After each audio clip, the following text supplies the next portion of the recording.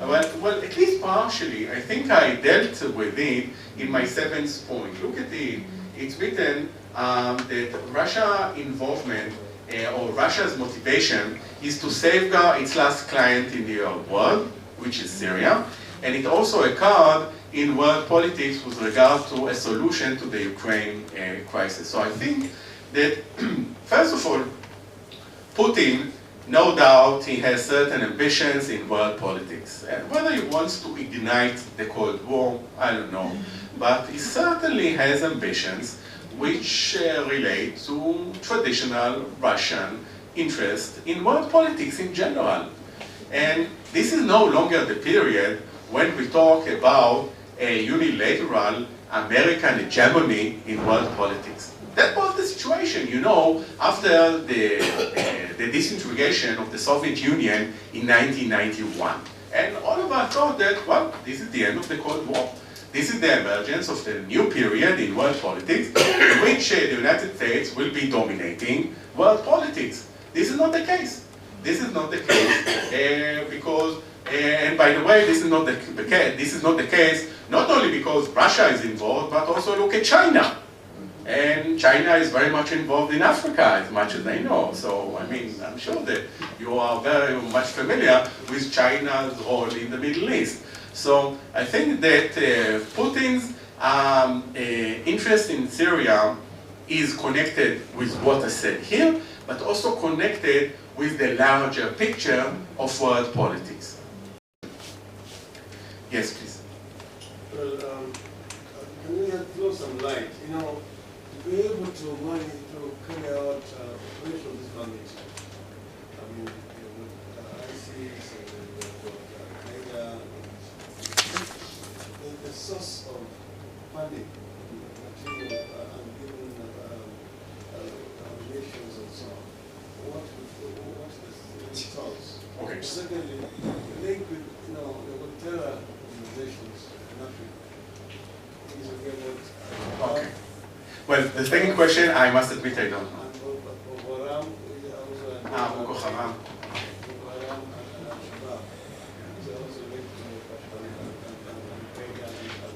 Okay. No doubt, no doubt there is a link, but frankly, I must admit I don't know. So maybe someone else, Ariel, I'm sorry. But as for your first question regarding the sources of the funding, ammunition, weapons, and so on. Okay, first of all, we have to understand that the motivation for the members of that organization comes from the outside. I mean, some of them, as we know, they come from elsewhere, from Europe, and they are recruits coming from all over the world. So there is here something which is ideologically is very important. And this is perhaps the sense of frustration and the sense of inferiority regarding the West in general, which dominates Islam in general, and the desire on seeing maybe ISIS and Boko Haram and other organizations as really posing a serious challenge to the Western paradigm and to liberalism and democracy and all those ideas. So this is ideology, in terms of ideology. Now, someone has to fund them, no doubt. I think that originally, it came from Saudi Arabia mainly. I mean, Saudi Arabia was back, I think in the Al-Qaeda organization, Bin Laden was very much connected. In fact, he was brought up in the Saudi education system. And the Hanbali, Sunni, Saudi education system was a jihadi extreme religious education.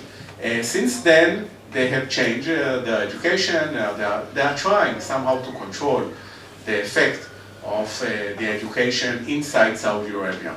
But I think that that was an important element.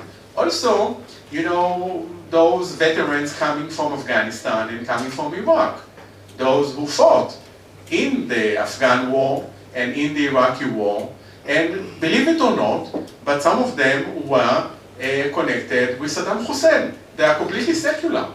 And in fact, they took some of the money, some of the ammunition and the weapons coming from the Iraqi or from the Libyan army. You know, with the toppling of the regime in Libya and Iraq, and they possessed large amounts of weapons, you know, and suddenly it was open for grab, you know, and they just took control of it.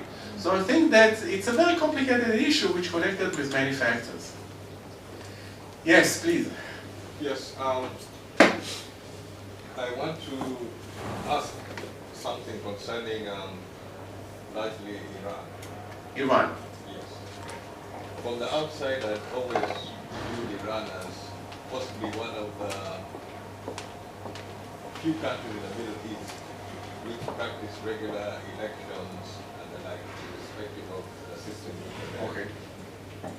What was difficult to understand is the role of the Ayatollahs within that context. Yes. And they act, I think, something similar to Supreme Court of sorts within that context. But isn't it safer to have an organized regime? Because when I look at the fallout from the collapses and where institutions are not capable of filling the vacuum, Iraq, Libya, you get these cross-border type undefined forces. A few years ago, I would have said an African would never be a suicide bomber or the like. But in recent times, we have seen it in the African continent. We've seen it in Uganda, we're seeing it in Kenya. In West Africa, it's a complete change that we're getting the rise of these groups, which are feeding off the collapses of many of the states. I mean, Boko Haram, the recent coup, you can see some connection.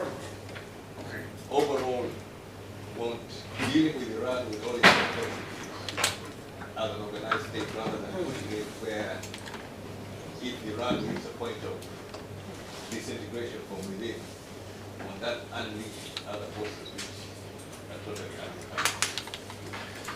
You know, first of all, I mean, this is a very interesting observation, and it makes sense, of course. But you could look at Syria and Libya, and say, look what is going on there. We don't want to see that happening in other countries or in Iran as well. I agree, to a certain extent. But it depends what kind of Iran, you know. If Iran is adopting, maybe as a result of the nuclear agreement, a more moderate position in world politics, and maybe also in the region, this is one thing. But if Iran is playing a major role in destabilizing the other countries in the Middle East, you know, or financing terrorist organization, then this is a different question.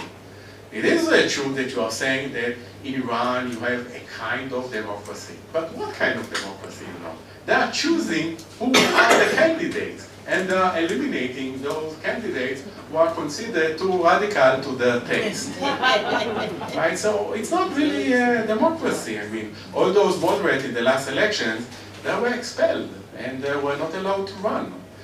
So this is a kind of democracy that is being written from above, which is, by the way, the same kind of democracy that Mubarak developed in Egypt, and that's why people rebelled against him. And you know, Iran, by the way, if you look among the countries in the Middle East, Iran is the only country that has a history of domestic revolutions. Because the revolutions in the Arab countries, they were a new phenomenon.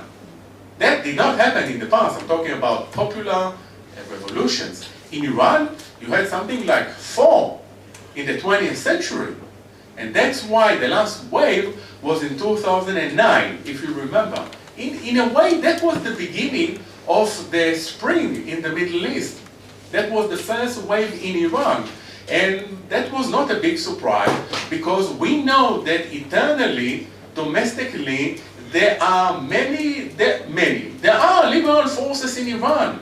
Certainly outside of Iran. Most of them are outside of Iran, but you have a large community who wants to see a different Iran. And we might, maybe in the long run, see a different Iran. But in any case, I can see the logic of what you say about a stable Iran. Yes. Yes, please. Michelle? Michelle? No, slicha, sorry. The lady here. Thank you very much for that stimulating lecture. I just wanted to ask you something on the radicalization of the youths. Radicalization of? The youth, especially with the emerging philosophies and ideologies of ISIS and Al-Qaeda. Yes. Many youths have been radicalized to Okay. join the militants. And because of this, it is having a very big impact on youth development, particularly in Africa, region where I come from, Kenya, and I believe even here in Israel. What would you say, how would Israel, for example, with the Truman Institute, which advances the establishment of peace in the world, how can we use it to stop this radicalization of the youth?